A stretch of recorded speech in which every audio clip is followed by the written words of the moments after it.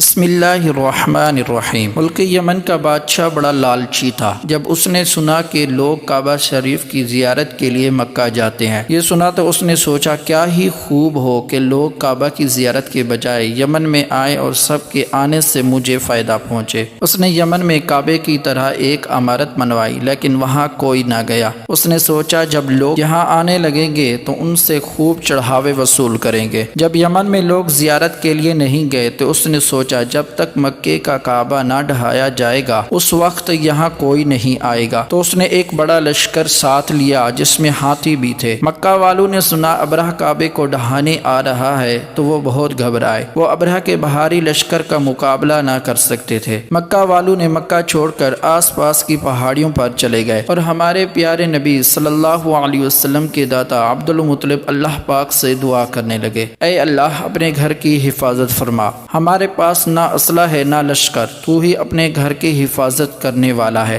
اگر تو نے اس کی حفاظت نہ کی تو کل تیرا یہاں نام لینے والا کوئی نہ ہوگا۔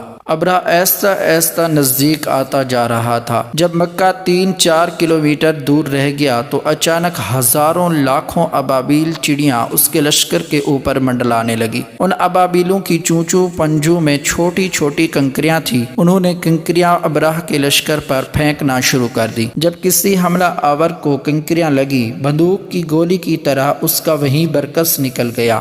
ابرہہ کا سارا لشکر اسی طرح تباہ ہو گیا۔ مکہ والے جو پہاڑوں پر چلے گئے تھے انہوں نے یہ حال دیکھا تو بولے، اللہ اپنے گھر کی حفاظت کرنے والا ہے، کسی کی مجال نہیں کہ کعبہ کو ڈھا سکے۔